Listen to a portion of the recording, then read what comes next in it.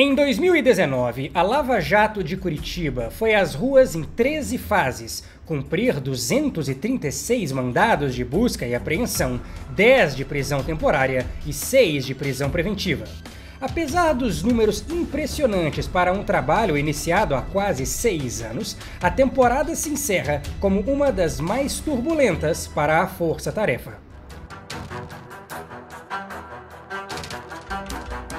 A primeira grande derrota veio em 14 de março, quando o STF decidiu que a Justiça Eleitoral poderia julgar casos de corrupção que envolvessem Caixa 2 e outros crimes comuns. Porque pode acabar com a Lava Jato para o passado, anulando os processos, afeta o presente, as investigações em curso, que mudariam de lugar e teriam dificuldade teriam uma solução de continuidade, uma quebra na continuidade, e afeta o futuro das investigações contra a corrupção no país. Em 14 de agosto, a segunda turma do STF anulou a condenação de Aldemir Bendini, porque o ex-presidente da Petrobras, no entendimento de Lewandowski, Gilmar Mendes e Carmen Lúcia, deveria ter sido o último a falar no processo, depois dos delatores. No dia seguinte, o Congresso aprovou a Lei de Abuso de Autoridade e, em setembro, derrubou 18 vetos de Jair Bolsonaro, para a máxima felicidade de Renan Calheiros. Eu sou um dos modestos autores da Lei de Abuso de Autoridade e por ela batalhei eternamente e fiquei muito feliz com o que aconteceu ontem. O pacote anticrime proposto por Sérgio Moro foi aprovado no Congresso, depois de ser desidratado e invadido por uma porção de jabutis, dentre eles o juiz das garantias. Sancionado pelo presidente Bolsonaro na véspera de Natal, o novo dispositivo pode impedir Edson Fachin em Brasília e Marcelo Bretas no Rio, por exemplo, de participarem das sentenças. Mas os impactos da medida ainda não estão claros. Para a Procuradoria-Geral da República, Bolsonaro ignorou a lista tríplice, indicando Augusto Aras, um nome celebrado pelo PT e por Renan Calheiros, e lamentado por Deltan Dallagnol, coordenador da Lava Jato em Curitiba.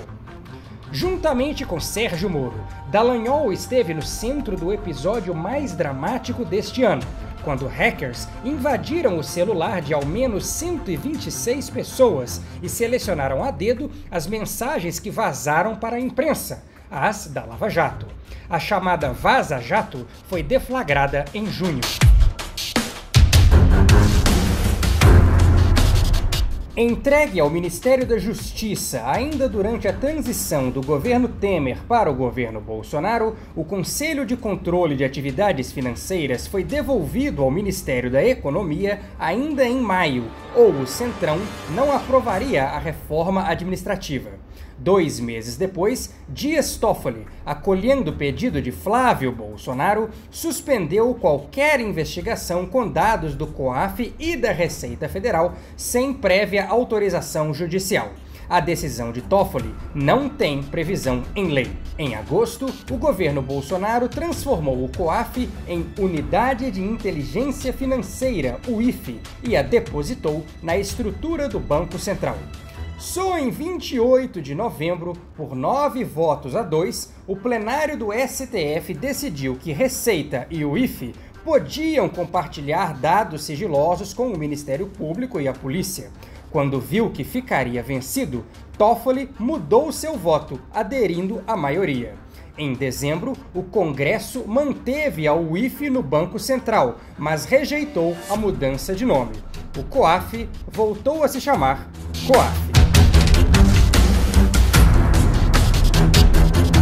No começo de novembro, pela 5ª vez em 10 anos, o STF discutiu a possibilidade de prisão após condenação em segunda instância. Desta vez, retomou o entendimento de 2009, que permite recursos quase infinitos, favorecendo a prescrição dos crimes e a impunidade. Na sexta-feira, 8 de novembro, Lula, que ficou preso por 580 dias, foi solto. No fim de novembro, o Conselho Nacional do Ministério Público puniu Dallagnol com uma advertência por afirmar em agosto de 2018 que membros do STF mandavam uma mensagem muito forte de leniência a favor da corrupção. Na época, Deltan comentou a decisão que retirou do então juiz Sérgio Moro trechos de delações contra Lula e Guido Mantega. Apesar de todos os ataques, a Operação Lava Jato sobreviveu, chegando à 70ª fase agora em dezembro.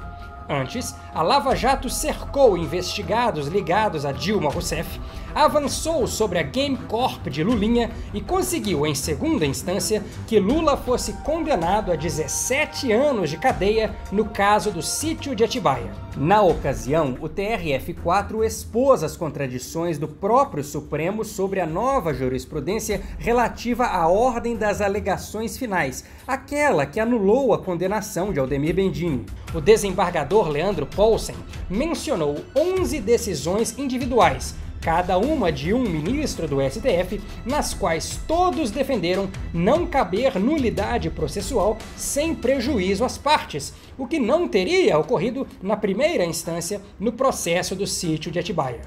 Está agendado para 25 de março o fim do julgamento em que o STF enfrenta a questão de se delatados têm direito de falar por último. Em outubro, com o placar em 7-4, Toffoli suspendeu a discussão, prometendo trazer uma regra delimitando o alcance da decisão. Que venha 2020!